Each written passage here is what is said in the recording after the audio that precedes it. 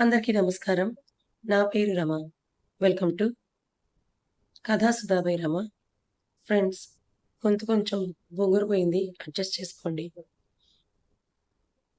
'నీతో చుంబనమే' 45వ భాగం. రచయిత సునందారాం గారు. మరి ప్రమాదంలో ఉన్న మధుని సిద్ధు కాపాడతాడా? తనకి, తన కడుపులో ఉన్న బిడ్డకి ఎలాంటి ప్రమాదం జరగకుండా ఉంటుందా? ఈరోజు ఎపిసోడ్‌లో ఏం జరగబోతుందో చూద్దామా? వాళ్ళ గది దాటి బయటికి అడుగు పెడుతున్నదిలోనే దివాకర్ పేల్చిన బుల్లెట్ మధు వెన్నులో దిగబోయేది కాస్త పరశురాం అడ్డు రావడంతో అతని ఛాతీలో దిగిపోతుంది. అది ఊహించిన దివాకర్ స్థానంలో నిలబడిపోతే పరశురాం దగ్గరికి వెళ్ళబోతుంది మధు. మధు, ఇప్పుడు మనం ఆగిపోతే వాడు నిన్ను, నీ కడుపులో ఉన్న బిడ్డను కూడా చంపేస్తాడు. పద వెళ్దామని మధు చేపట్టి బయటకు లాక్కెళ్ళిపోతుంది కుమారి. అత్త మాటల్లో కూడా నిజం ఉండడంతో కొడుకుని అలా తయారు చేసినందుకు ఆ పరశురాం తిరిగి ఆ కొడుకు చేతిలోనే చావబోతున్నాడని నిట్టూర్చి శక్తి మేర వెనకపడుతున్న దివాకర్ మనుషులని తప్పించుకోవాలని చూస్తూ ముందుకు పరుగులు పెడుతుంది మధు. వాళ్ళు ఎక్కువ దూరం పరిగెత్తక ముందే వాళ్ళని చుట్టుముడతారు ఆ రౌడీలు. అప్పటికి 7వ నెల పూర్తిగా వస్తుంటే అంత దూరం పరిగెత్తడం వల్ల ఆయాసంతో పాటుగా నీరసంగా కూడా అనిపిస్తుంది మధుకి. అత్త, ఇక నా వల్ల కావట్లేదని చెప్పి కళ్ళు తిరిగినట్టుగా ఉండడంతో తల పట్టుకుంటుంది. అమ్మ మధు, నువ్వేం కంగారు పడకు. ఈ కుమారి అంటే ఏంటో వీళ్ళకి చూపించి తీరుతాను. రండ్రా ఎవరొస్తారు అని వాళ్ళతో చెప్తూ మధు, నేను వీళ్ళని ఏదో ఒక రకంగా మభ్య పెడతాను. నువ్వు పారిపో తల్లి అని మధు చెవిలో గుసగుసగా చెప్తారు. అత్త వద్దు, నిన్ను ఒంటరిగా వదిలేసి నేను వెళ్ళిపోలేను. మధు చెప్పిన మాట వినమ్మా. నేను ఏదో ఒక రకంగా వీళ్ళని తప్పించుకుంటాను. నువ్వు మాత్రం ఇప్పుడు వెళ్ళిపో తల్లి. మధు చెంపని విని నచ్చచెప్పిన కుమారి ఆలస్యం చేయకుండానే రౌడీలను తన వైపు తిప్పుకుంటారు. రేయ్, ఈ కుమారి అంటే ఎవరనుకున్నారు? మా ఊర్లోని ఈ కుమారి అంటే ఒక్కొక్కడికి హడలు, ఒక్కొక్కడి తోలు తీసి ఎండ కడతా. మర్యాదగా చెప్తున్నాను, మమ్మల్ని వదిలేసి వెళ్ళిపోండి. లేదంటే హా లేదంటే ఏం చేస్తావి ముసలి? కత్తి తిప్పుతూ కుమారి మీదకి వెళ్తాడు ఆ రౌడీ. ఏం చేస్తానా అంటూ అప్పటికే చేతిలో దాచిపెట్టిన ఒక పిడిసుకను వాళ్ళ ముఖంపై కొట్టి మధుకి దాక్కోమని సైగ చేసి ముందుకు పరిగెడుతుంది. రౌడీలు కళ్ళు తెరిచి చూడకముందే మధు పక్కనే ఉన్న స్టాచ్యూ వెనక్కి వెళ్ళి దాక్కుంటే కుమారి గారి వెనక పడతారా రౌడీలు. వాళ్ళు వెళ్ళిపోవడం చూసి మధు దగ్గరలో ఎవరైనా కనిపిస్తే మొబైల్ అడిగిన విషయం అంతా అజయ్కి చెప్పాలనుకుని 4 అడుగులు ముందుకు వేసిందో లేదో ఆమె అడుగులు ఆగిపోతాయి. ఎదురుగా కనిపించిన దివాకర్ని చూసి, ఏంటే, నా నుంచి తప్పించుకొని పారిపోవాలనుకుంటున్నావా? కోపంగా మధు జుట్టు పట్టుకొని ఈడ్చుకెళ్లి కారులో పడేస్తాడు. దివాకర్ ముందుకు నెట్టిన ఫోర్స్‌కి మధు పొట్ట వెళ్లి సీట్‌కి తగిలేది కాస్త తన చెయ్యి పట్టి ఆపడంతో ఆగిపోతుంది. డోర్ క్లోజ్ చేసి డ్రైవింగ్ సీట్‌లో కూర్చున్న దివాకర్ కార్ స్టార్ట్ చేసేలోపే డాష్‌బోర్డ్‌లో ఉన్న కత్తి తీసుకుని అతని పీక మీద పెడుతుంది మధు. రేయ్, మర్యాదగా చెప్తున్నాను. కారు దిగి వెళ్ళిపో, లేదంటే ఇక్కడే నిన్ను చంపి పడేస్తాను. మధు వైపు చూసి నవ్వుతున్న దివాకర్ వైపే కోపంగా చూసి, ఎందుకురా నవ్వుతున్నావు? ప్రాణాలంటే ఆశ లేదా? ఏయ్, నాకు ప్రాణాలంటే ఆశ లేకపోవడం కాదే. నువ్వు నన్ను చంపుతానంటున్నావు చూడు, దానికి నవ్వొస్తుందా? దివాకర్ గొంతుపై పెట్టిన కత్తిపై పట్టు బిగిస్తూ, నీలాంటి రాక్షసులను చంపడానికి నాకేం బాధ లేదురా. కాకపోతే నీలో కూడా ఒక మనిషి మిగిలి ఉన్నాడేమో అని ఆలోచిస్తున్నాను అంతే. మధు మాటలు లెక్క చేయకుండా కార్ స్టార్ట్ చేసిన దివాకర్ రెప్పపాటులో కత్తి అతని చేతుల్లోకి తీసుకొని బయటికి విసిరేసి ఓ చేత్తో స్టీరింగ్ పట్టుకొని మరో చేత్తో మధు గొంతు పట్టుకుంటాడు. ఏంటి, నన్ను చంపాలని చూస్తున్నావా? నువ్వే అన్నావు కదే రాక్షసుడినని. మరి నాలాంటి రాక్షసుల్ని చంపాలంటే అంత సులువైన పని కాదు కదా. పెద్దగా నవ్విస్తూ మధు గొంతుపై మరికాస్త పట్టును బిగిస్తాడు. రౌడీల నుంచి తప్పించుకున్న పారిపోతున్న కుమారి ముందుకు సడన్ గా వచ్చి ఆగుతుంది ఓ కార్. ఆ కారు ఆగడంతోనే రౌడీలు ఉన్న చోటే ఆగిపోతే కుమారి కారులో ఉన్న సిద్ధుని అజయ్ని చూసి బాబు కాపాడండి పెద్దగా అరుస్తూ డోర్ వైపు పరిగెడుతుంది. కుమారి గారికి ధైర్యం చెప్పి రౌడీలని కీలు కాకీలు విరిచేసి కారు ఎక్కిన సిద్ధు అజయ్లు మధు ఎక్కడా అని అడుగుతారు. జరిగింది మొత్తం చెప్పి ఇందాక మధుని పారిపోమని చెప్పిన ప్లేస్ లో కార్ని ఆపి ముగ్గురు మధు కోసం వెతగ్గా ఎక్కడా వాళ్ళకి మధు కనిపించదు. కుమారి గారి సేఫ్‌గా ఇంటికి పంపించి ఇద్దరు మధు కోసం వెతుకులాట మొదలు పెడతారు. దివాకర్ అంతకంతకు గొంతుపై పట్టు బిగిస్తుంటే అతన్ని ఆపడానికి చూస్తున్న మధుకి ఊపిరి ఆడటం కష్టమవుతున్న సమయంలో అతని చేతిలో కనిపించిన పెన్ తీసుకుని మెడపై గట్టిగా గుచ్చుతుంది. పెద్దగా అరుస్తూ మధు గొంతును వదిలి నొప్పితో అరుస్తున్న దివాకర్ గొంతులో మరోసారి పెన్‌తో పొడవడంతో నొప్పికి కళ్ళు బయర్లు కమ్మిన దివాకర్ స్టీరింగ్ పై చేతులు వదిలేసి మెడ పట్టుకుంటాడు. కానీ అంతలోనే వారికి ఎదురుగా వచ్చిన లారీని చూసి భయంతో మధు స్టీరింగ్ ని పక్కకు తిప్పడంతో కార్ బ్యాలెన్స్ తప్పి డౌన్ లో పక్కనే ఉన్న లోయ వైపు వెళ్ళిపోతుంది. అది చూసిన ఇద్దరి కళ్ళు భయంతో పెద్దవైతే డోర్ తీసుకుని కిందకు దూకపోతున్న దివాకర్ కాళ్ళు మరోసారి పెంతో గుచ్చి అతను తేరుకోకముందే మరోసారి గొంతులో గట్టిగా గుచ్చేస్తుంది.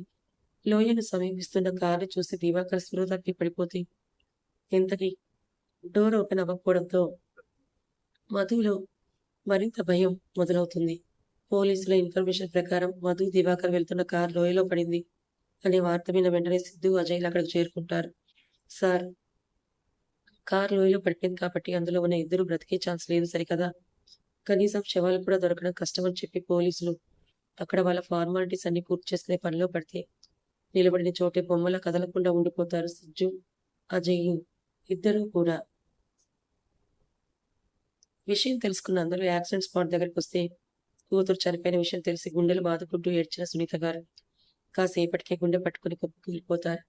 విజయ్ వెంటనే రియాక్ట్ అయి ఆమెను హాస్పిటల్కి తీసుకొని వెళ్తే కడుపుతో ఉన్న కోడలు చనిపోయిన విషయాన్ని జీర్ణించుకోలేని సురేఖ గారు ఉన్న చోటే శిలలా ఉలుపు పలుపు లేకుండా ఉండిపోతారు. కానీ అంతలోనే వారు కోలుకోలేని మరో దెబ్బ వారికి తగులుతుందని ఎవరూ ఊహించలేకపోతారు.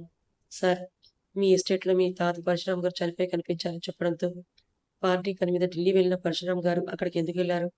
ఆయన్ని ఎవరు చంపారో అర్థం కాక ఏడుస్తూ తలపట్టుకుంటారు మనోహర్ గారు. భర్త మరణ వార్త విని త్రిపుర గారు స్పృహ పడిపోతే ఒకేసారి ఇంట్లో ముగ్గురు చావు వాళ్ళని చాలా కాలం పాటు కోలుకోలేకుండా చేస్తుంది. దివాకర్ చనిపోయినందుకు ఒక్క త్రిపుర తప్ప ఎవరూ బాధపడకపోతే కొడుకు చేసిన పని తెలిసి ఆవిడ కూడా కుంగిపోతారు.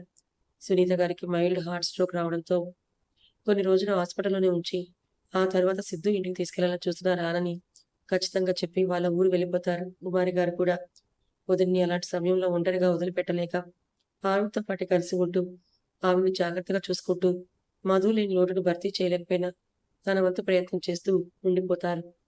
దివాకర్ మధుని బలవంతంగా కారెక్కించి తీసుకెళ్తున్న సీసీటీవీ ఫుటేజ్ చూస్తున్న సిద్ధు దవడలు బిగుసుకుంటే అతని చేతి నరాలు పైకి పొంగుతాయి.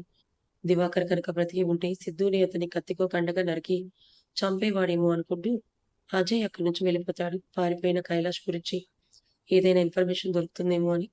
అప్పటికే 3 సంవత్సరాలు గడిచిపోతే ఇంకా మధు బ్రతికి ఉందేమో అనే ఆశతో సిద్ధు కారు పడిపోయిన లోయ ప్రాంతంలో వెతికిస్తూనే ఉంటాడు. అందరూ మధు చనిపోయిన బాధ నుంచి మెల్లిగా బయటకు వస్తుంటే వారి బాధని మరిపించేలా ఓ సంతోషించే విషయం తెలుస్తుంది. మధు చనిపోయిన తర్వాత చాలా కాలం ఆద్య, అజయ్లు ఆ బాధ నుంచి బయటకు రాలేకపోతే అప్పటి వరకు దూరంగా ఇద్దరు మెల్లిగా జరిగింది మర్చిపోయి మూవ్ ఆన్ అవడంతో ఆద్య కన్సీవ్ అవుతుంది. చాలా కాలం తర్వాత ఇంట్లో అందరి ముఖాల్లో నవ్వు కనిపిస్తే ఆద్య ముఖంలో మాత్రం బాధ కనిపిస్తుంది. అది గమనించిన అజయ్ ఆద్యని తీసుకెళ్లి ఏమైందని బుజ్జగింపుగా అడుగుతాడు. అజ్జు, వదిన బ్రతికే ఉంటే ఇప్పటికో తనకో బాబో పాపో పుట్టి 4 అయ్యుండేది అని అజయ్ గుండెలపై తలపెట్టుకుని బాధగా అడుగుతుంది ఆద్య. అవును బంగారం, కానీ ఇప్పుడు అవన్నీ ఆలోచించి బాధపడే సమయం కాదు. నువ్వెంత ప్రశాంతంగా హెల్తీగా ఉంటే నా ప్రిన్సెస్ అంత ఆరోగ్యంగా బయటకు వస్తుంది. ఆద్య గడ్డం పట్టి పైకి లేపి కన్నీరు తుడుస్తూ చెప్తున్నా అజయ్ మాటలకి ఊపడుతూనే నాకెందుకో వదిన ఎక్కడో బ్రతికే ఉందనిపిస్తోందచ్చు. నా అల్లుడు కూడా మన కూతురి కోసం ఎక్కడో పుట్టే పెరుగుతూ ఉన్నాడనిపిస్తోంది. అజయ్ గుండెలపై తలపెట్టుకుని చెప్తున్న ఆద్య తలపై ముద్దు పెట్టి అదే నిజమైతే అంతకంటే కావాల్సింది ఏముంది బంగారము అని భార్యని హత్తుకుని అలాగే ఉండిపోతాడు అజయ్. కాలం ఎవరి కోసం ఆగదు కదా. అలా రోజులు గడిచిపోతూ 9 నెలలు నిండి ఆద్య ఓ పండంటి ఆడపిల్లకు జన్మనిస్తుంది. చాలా కాలం తర్వాత ఇంట్లో మరో బుజ్జాయి కేరింతలు వినిపించడంతో అందరూ మెల్లిగా జరిగింది మర్చిపోయి ఇంట్లో తిరుగుతున్న ఇద్దరు పిల్లల బోసి నవ్వులు చూస్తూ బాధని మర్చిపోయి వాళ్ళ కేరింతలతో, అరుపులతో, అల్లరితో సంతోషంగా గడిపేస్తారు. అందరూ మధు చనిపోయిందనే విషయాన్ని మర్చిపోయినా సిద్ధు మాత్రం ఇంకా మధు ఎక్కడో బ్రతికి ఉందని ఆశపడుతూ పిచ్చివాడిలా వెతుకుతూనే ఉంటాడు. అర్ధరాత్రి గడుస్తూ ఉన్నా కానీ ఇంటికి రాని కొడుకు కోసం హాల్లోని ఎదురు చూస్తూ కూర్చొని ఉంటారు సురేఖ గారు. 1 గంట దాటుతుండగా మత్తుగా తూలుతూ ఇంట్లోకి అడుగు పెడుతున్న కొడుకును చూసి సురేఖ గారు కన్నీరు పెట్టుకుని ఎలా ఉండేవాడివి, ఎలా అయిపోయావురా అని బాధపడుతూ కొడుకు చేయి పట్టుకుని గదికి తీసుకెళ్తారు.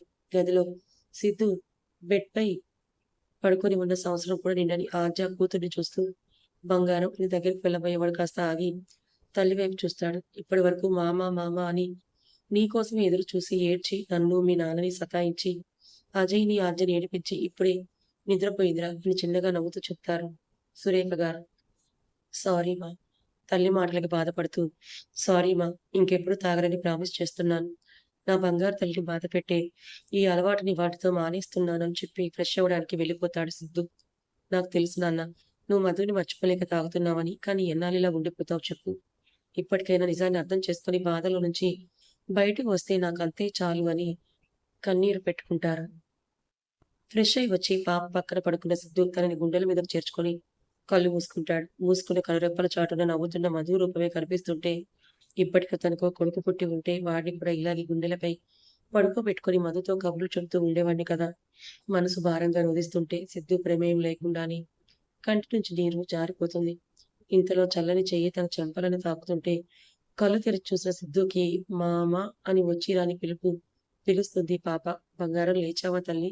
ఊ అంటూ సిద్ధు కళ్ళ నుంచి వచ్చిన కన్నీటిని చూపిస్తూ మా అమ్మ ఏడ్చి నో అని దాని భాషలో చెప్పడానికి చూస్తుంది పాప. లేదు బంగారం, మా అమ్మ ఏడవట్లేదు తల్లి అని నవ్వుతూ చెప్పి చెట్టి పెదవుల్ని ముడిచి ఏడవబోతున్న పాపకి నచ్చచెప్పి ఊరుకోబెడతాడు. సిద్ధు మాటల్ని బుద్ధిగా వింటూ ఉదయం నుంచి కనిపించని మావయ్యకి ముచ్చట్లు చెప్పడం మొదలు పెడుతుంది.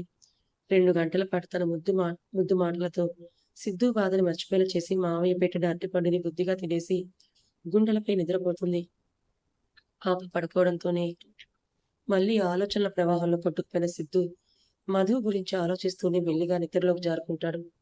ఇదిగో గంగా, నీ మనవడిని జర అదుపులో పెట్టుకో మళ్ళా. నా బిడ్డని బల్లో కొట్టాడంట చూడు. వీపంతా ఎలా ఎర్రగా వాతలు తేలిపోయాయో అని చెప్తుంది తండా ప్రాంతానికి చెందిన రాణి. ఇదిగో రాణి, జర నోరు అదుపులో పెట్టుకొని మాట్లాడి మళ్ళా. మాటకొస్తే నా మనవడి మీద పడి ఏడుస్తారందరూ. సరిగ్గా ఇంకా 3 ఏళ్ళు కూడా నిండని నా మనవడు ఇక్కడ ఎద్దులా ఎదిగిన ఏడులున్న నీ కొడుకెక్కడ? తను కూడా తగ్గదు గంగ. అమ్మ ఏమైంది? వారి మాటలకి కొడుకు చేత పలక మీద అక్షరాలు దిద్దిస్తూ బయటకొస్తుంది రూపి. ఏం లేదులే బిడ్డ. నువ్వు నీ బిడ్డడికి చదువు చెప్తున్నావు కదా! లోపలికి పోయి చెప్పుకోకు. ఇదిగో రూపి, మీ అమ్మనడిగితే ఎందుకు చెప్తుంది కానీ నేను చెప్తాను విను. నా బిడ్డడి వీపు మీద వాతలు తేలేలా కొట్టాడు. జర ఎందుకు కొట్టాడో అడుగుతాను. ఓ తూలి బయటకు రమ్మని చెప్పు. రాణి, ఏం మాట్లాడుతున్నావు నువ్వు? నీ కొడుకు వయసెంత? నా కొడుకు వయసెంత? అని 7 ఏళ్లకి ఏనుగులా బలిష్టంగా ఉన్నవాడిని చూస్తూ కన్నయ్య అని పిలుస్తుంది రూపి. తల్లి పిలుపుకి ముందే తలుపు చాటుగా జరిగింది మొత్తం చూసిన కన్నగాడు అమ్మమ్మకి సైగ చేసి తల్లి దగ్గరకు వెళ్ళి నిలబడతాడు. కన్నయ్య, నువ్వు బాలు నాయక్ని కొట్టావా? తల్లి వైపు చూసి అబద్ధం చెప్పే అలవాటు లేని కన్నగాడు అవును అన్నట్టుగా తలుపుతాడు. కొడుకు సమాధానానికి రూపి మొదట నమ్మలేనట్లుగా చూసి ఇది కొత్త విషయం కాదు కాబట్టి కొడుకు రోజుకొకరితో గొడవ పెట్టుకుని స్కూల్లో బుల్లి హీరోలా తయారయ్యాడనే విషయం ముందే తెలిసిన విషయం కావడంతో ఉరిమి చూస్తుంది. ఎందుకు చేశావిలా? బాలుని అలా కొట్టొచ్చా అని కోపంగా అడుగుతుంది. రూపి, నేను కావాలని చేయలేదు. ఈ నాయక్ గాడే స్కూల్లో పిల్లల దగ్గర చాక్లెట్స్ లాక్కుంటుందే కాక వారి పాటికి వాళ్ళందరూ గ్రూప్స్ గా డివైడ్ అయ్యి ఆడుకుంటుంటే వెళ్ళి తొండి చేసి గెలిచిందే కాక ఆటలోకి వద్దు వెళ్ళిపో అని చెప్పిన వారిని కొడుతున్నాడు. పాపం వాళ్ళని కింద పడేసి కొట్టిందే కాక ఆట వస్తువులు లాక్కెళ్ళిపోతూ ఇప్పుడు ఎవడు ఆడతాడో ఆడండ్రా అని నవ్వుతుంటే నాకు కోపం వచ్చింది. అందుకే ఈ నాయక్కి బుద్ధి చెప్పాలనుకుని కొట్టాను అని ఏమాత్రం తడబడకుండా చెప్తున్న మనవణ్ణి చూసి మురిసిపోతుంది గంగ. విన్నారా? తప్పు నీ కొడుకు దగ్గర పెట్టుకొని నా మనవడిని తప్పు చేశాడు అని చెప్పడానికి వచ్చావా రాణిగోరు అని వెటకారంగా చెప్తూ మనవడిని దగ్గరికి తీసుకుని ముద్దు చేస్తుంది. అమ్మ, నీ గారాభం వల్లే వాడిలా తయారవుతున్నాడని తల్లిని కొప్పడి. కన్నయ్య, బాలు ఏదైనా తప్పు చేస్తే స్కూల్లో టీచర్స్కి చెప్పాలి కానీ ఇలా కొట్టొచ్చా? రూపి కొడుకు మీద చేయెత్తుబోతున్నా రూపి అన్న తండ్రి పిలుపుకి ఆగిపోతుంది. కథ ఇంకా ఉంది. మరి ఈ రూపి ఎవరు? కొత్తగా మన కథలోకి ఎంటర్ అయిన ఈ క్యారెక్టర్ ఎవరని మీరు అనుకుంటున్నారు? మరి రూపి కొడుకు ఈ కన్నయ్య ఎవరు? రూపీకి, సిద్ధుకి, మధుకి ఏమైనా సంబంధం ఉందా? మధు నిజంగానే చనిపోయిందంటారా? లేదా సిద్ధు నమ్మకమే నిజమవుతుందంటారా? మరి రూపీ ఎవరు? గెస్ చేసి కామెంట్ చేయండి. కథ నచ్చితే లైక్ చేయండి.